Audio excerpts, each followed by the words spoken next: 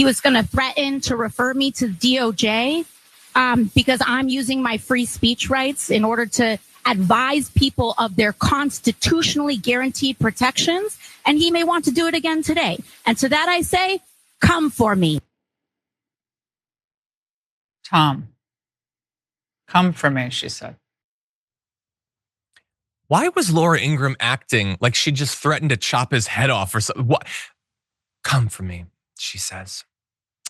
Okay, I mean, that she should say that. I love that she says, I think a lot of people love that she is not backing down from whether it's Tom Homan or Laura Ingraham or Pam Bondi or Donald Trump or whoever, the people who are trying to, as they are with so many different Americans and groups of Americans, silence her, get her to shut up and just accept the fact that we don't have the government that we used to. We don't have the immigration policy we used to. We don't have the same fundamental representative democracy that we used to, but she is not bowing down in that way. And thank God for that. And so I'm gonna have more to say about AOC and what she's doing, but first, Tom Homan did eventually respond once his brain started functioning again. I take pleasure. I can live in her mind rent-free every day, but we all know exactly what she's doing. Like I just said, she's educating the worst of the worst. How do we invade law enforcement? But the tables have now turned. She's educating people how to get prosecuted because you have a final order.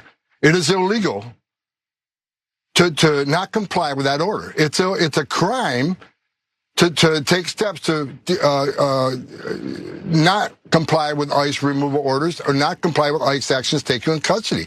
You can't hinder your own removal that was ordered by the federal judge. I would like AOC to read Title 8, United States Code 1253, because it's starting tomorrow. And I would like Tom Homan to speak just a little bit faster. Dear God, I don't want to have to look at your face or what's left of it any longer than I need to.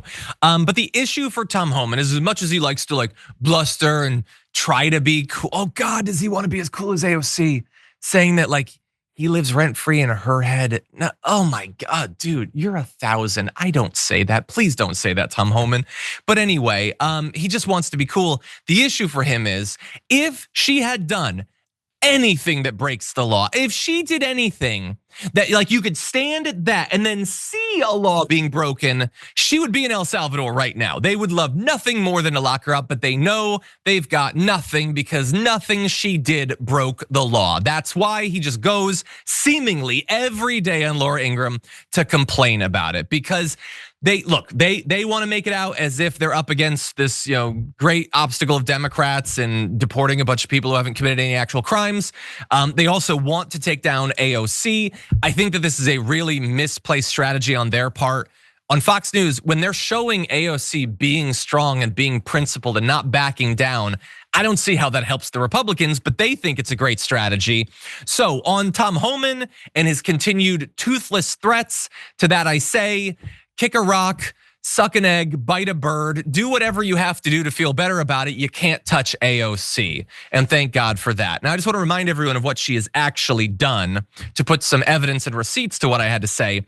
She has released multiple videos and resources for migrants, including hosting an educational webinar on her social media, instructing those illegally in the US on whether they have to comply with officials carrying out Trump's deportation orders based on the very particular orders. So in the videos, people are instructed to ask for warrants if ICE comes knocking, which is good advice for literally everyone, regardless of the status of their documentation, and taught how to tell the difference between several types of warrants that ICE agents may have.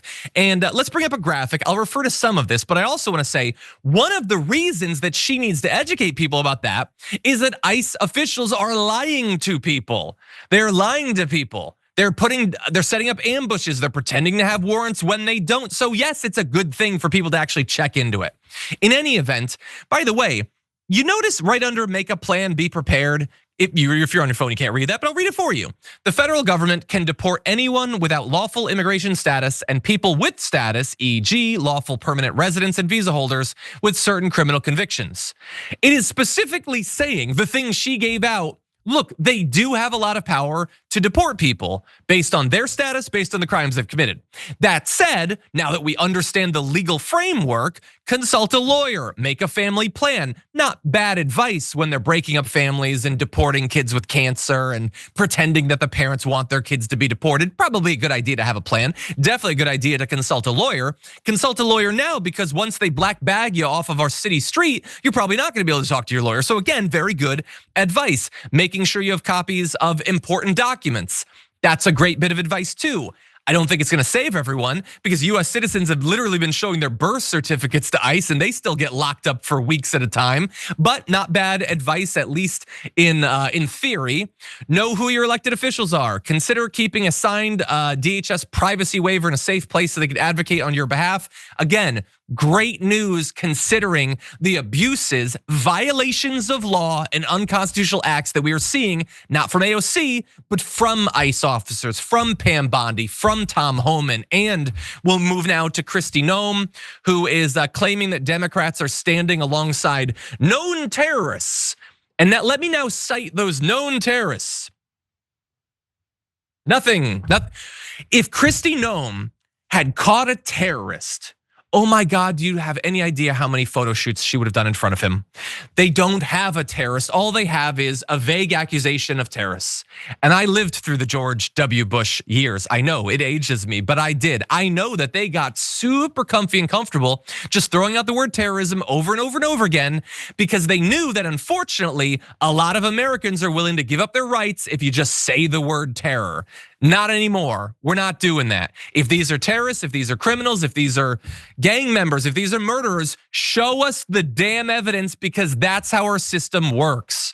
Or at least that's how it's supposed to work. And I, for one, am gonna try to keep that going as long as possible.